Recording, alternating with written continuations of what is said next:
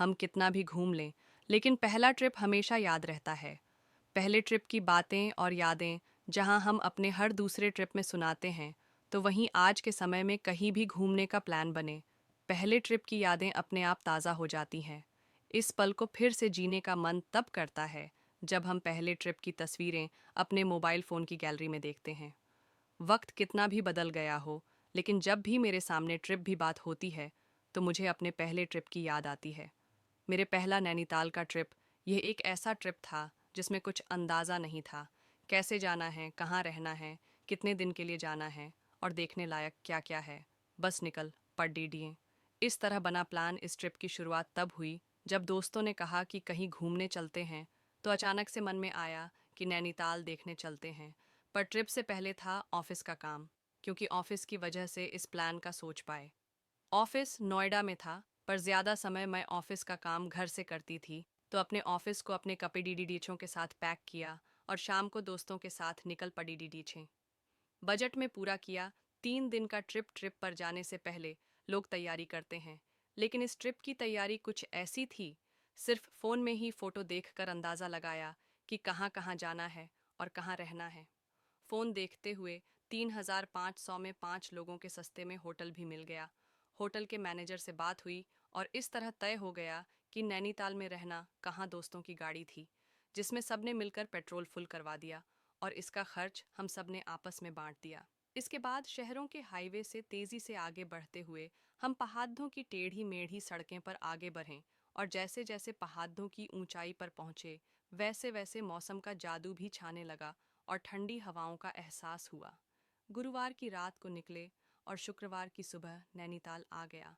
रास्ते में ऑफिस का काम निपटाया और इस तरह होटल पहुंच गए। इसके बाद दिन भर ऑफिस का काम किया और शाम को घूमने के लिए निकल पड़े। उत्तराखंड के व्यंजनों का उठाया लुफ्त। सबसे पहले नैनीताल का झील देखा और फिर बोटिंग करने का मन बनाया।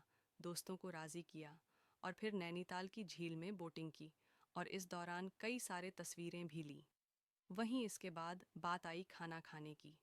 यहाँ पर कई सारे गढ़वाली और कुमाऊनी होटल नज़र आए, जहाँ पर खाना खाने का मन बनाया, और इन होटल के मेनू में हर तरह के खाने की डिश थी। साथ ही उत्तराखंड के फेमस डिश भी थी।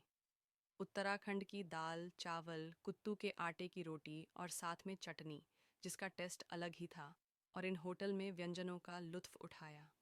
अगला दिन सुबह से यहाँ पर बारिश होने लगी। ऐसा लगा जैसे हमारा स्वागत हो रहा हो।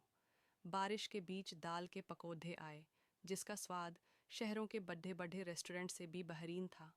और पकौड़ों और बारिश के बीच ऑफिस का काम निपटाया, और जैसे ही बारिश रुकी, हम फिर घूमने निकल गए।